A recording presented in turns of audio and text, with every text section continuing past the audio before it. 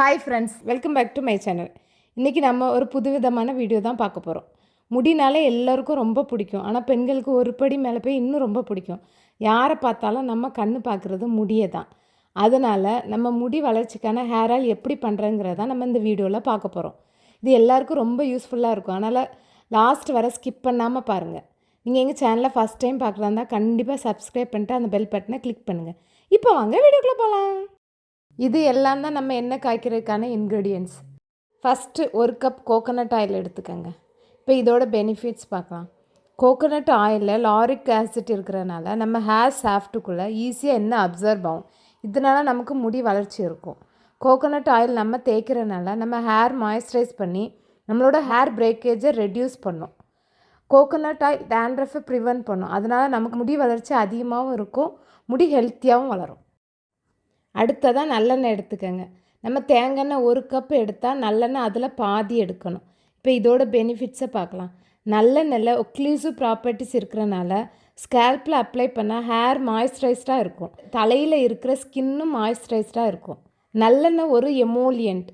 இதனால் நம்ம hair smooth ஆக்குறதுக்கு help பண்ணும். நல்லெண்ணெய் எமோலியன்ட் அண்ட் ஒக்ளூசிவ் ப்ராப்பர்ட்டிஸ் இருக்கிறனால நம்ம ஹேரில் இருக்கிற கேப்ஸ் எல்லாம் ஃபில் பண்ணி ஹேர் பிரேக்கேஜ் ஸ்ப்ளிட்டன்ஸை ப்ரிவென்ட் பண்ணும். இதனால் நல்ல முடி வளர்ச்சி இருக்கும். நல்லெண்ணெயில் vitamin E, B complex and minerals இருக்கிறனால நம்ம ஹேர் ரூட்டில் இருந்து ஸ்ட்ரென்தன் பண்ணி நரிஷ் பண்ணும். அடுத்ததாக வெந்தயம் எடுத்துக்கோங்க. வெந்தயம் 2 டேபிள் ஸ்பூன் எடுத்துக்கோங்க. இப்போ இதோட பெனிஃபிட்ஸை பார்க்கலாம். வெந்தயம் எடுத்துக்கிறனால நம்மளோட ஸ்கேல்ப்பு ரொம்ப ஹெல்த்தியாகவும் இருக்கும். அதனால் நம்மளோட முடி வேகமாகவும் திக்காகவும் வளரும். வெந்தயத்தில் அயன், ஜிங்க் இருக்கிறனால நம்ம முடி வளர்கிறதுக்கு ரொம்ப ஹெல்ப் பண்ணும். வெந்தயம் நம்ம ஹேர் கண்டிஷன் பண்ணுறதுக்கு ரொம்ப ஹெல்ப் பண்ணும். இது கண்டிஷ்னருக்கு ஒரு ஆல்டர்னேட்டிவ்.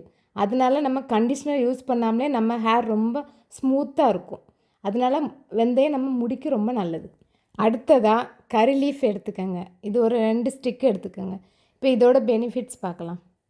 கறி லீஃபில் இருக்கிற ஆன்டி ஆக்சிடென்ட்ஸ் நம்ம ஸ்கேல்ப்பை மாய்ஸ்சரைஸ் பண்ணி டெட் ஹேர் ஃபாலிக்கல்ஸை ரிமூவ் பண்ணும். கறி லீஃபில் பீட்டா கேரட்டின் இருக்கிறனால hair loss and hair thin ஆகிறதை ரெடியூஸ் பண்ணும். கறி லீஃப் மெலனின் ப்ரொடக்ஷனை ப்ரொமோட் பண்ணும். அதனால் நம்ம முடி சீக்கிரத்தில் வெள்ளையாகாது, நல்லா கருப்பாக அடர்த்தியாக வளரும். அதனால் கறி லீஃப் நம்ம முடிக்கு ரொம்ப நல்லது. ஃபஸ்ட்டு அடுப்பில் ஒரு கடாய் வச்சுக்கோங்க. வெந்தயத்தை போட்டுக்கோங்க. வெந்தயம் நல்லா 1 நிமிஷம் வரை ஃப்ரை பண்ணிக்கோங்க. இப்போ கருவேப்பிலை ஆட் பண்ணிக்கோங்க. இப்போ கருவேப்பிலையும் வெந்தயம் லைட்டாக கலர் மாறுற வரைக்கும் வச்சுக்கோங்க. இப்போ இதில் நம்ம எண்ணெயை ஊற்றிடலாம். தேங்காய் எண்ணெயை ஃபஸ்ட்டு ஊற்றிக்கோங்க. நல்லெண்ணெய் இது கூட ஊற்றிக்கோங்க.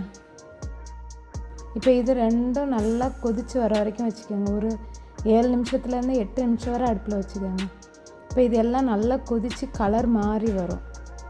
கருவேப்பிலையோட கலரும் வெந்தயத்தோட கலரும் நல்லா கலர் மாறி வரும். அந்த ஸ்டேஜ் வரை அடுப்பில் வச்சுக்கோங்க. இதை நீங்கள் வீக்லி ஒன்ஸு இல்லைன்னா 2 வாரத்துக்கு ஒரு முறை காய்ச்சி வச்சுக்கோங்க. மொத்தமாக காய்ச்சி வைக்காதீங்க, அது ரொம்ப நல்லதில்லை. இந்த மாதிரி நீங்கள் அப்பப்போ ஃப்ரெஷ்ஷாக காய்ச்சி தேய்ச்சிங்கன்னா உங்கள் முடிக்கு ரொம்ப நல்லதாக இருக்கும்.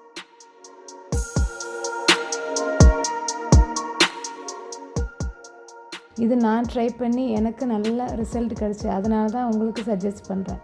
இதை நீங்களும் கண்டிப்பாக ட்ரை பண்ணி பாருங்கள். ரொம்ப ஹெல்ப்பாக இருக்கும் இந்த எண்ணெய். கொஞ்சம் இந்த எண்ணெய் தேய்க்கிறதுனால நம்ம முடியில் கொஞ்சம் பிசுப்பு தன்மை இருக்கும். அதனால் நீங்கள் நைட்டு படுக்கும்போது தேய்ச்சிட்டு மறுநாள் கூட ஷாம்பு போட்டு வாஷ் பண்ணிங்கன்னா இன்னும் நல்லாயிருக்கும். சில பேருக்கு ரொம்ப பிசுப்பு பிடிக்கலன்னா நீங்கள் இந்த மாதிரி ட்ரை பண்ணலாம். ஏன்னா நம்ம வெந்தயம் ஆட் பண்ணுறதுனால கொஞ்சம் அந்த பிசுப்பு தன்மை இருக்கும். மற்றபடி உங்கள் ஹேருக்கு எந்த ஃபால்ட்டும் இருக்காது. ரொம்ப நல்லது. இதை நீங்கள் வீக்லி 2 தேய்ச்சிங்கன்னா நல்ல ரிசல்ட் கிடைக்கும்.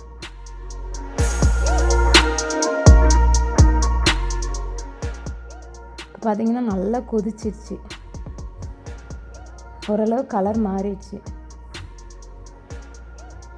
பார்த்தீங்களா? இப்போ கருவேப்பிலையோட கலரும் வெந்தயத்தோட கலரும் மாறிடுச்சு. இப்போ இந்த ஸ்டேஜில் நம்ம அடுப்பை ஆஃப் பண்ணிடலாம். இனி நீங்கள் அடுப்பை ஆஃப் பண்ணிடுங்க. இப்போ இது நல்லா ஆற விட்டு ஃபில்டர் பண்ணி எடுத்து வச்சுக்கோங்க. இது ஒரு 2 வாரத்துக்கு தான் நல்லாயிருக்கும். அதனால் நீங்கள் அப்பப்போ ஃப்ரெஷ்ஷாக காய்ச்சிக்கோங்க. இது கண்டிப்பாக நீங்கள் ட்ரை பண்ணி பாருங்கள், உங்களுக்கு நல்ல ரிசல்ட் கிடைக்கும். இந்த வீடியோ உங்களுக்கு பிடிச்சிருந்தா லைக் பண்ணுங்கள், ஷேர் பண்ணுங்கள், கமெண்ட் பண்ணுங்கள், சப்ஸ்கிரைப் பண்ணுங்கள், மறக்காமல் அந்த பெல் பட்டனை கிளிக் பண்ணுங்கள். தேங்க்யூ.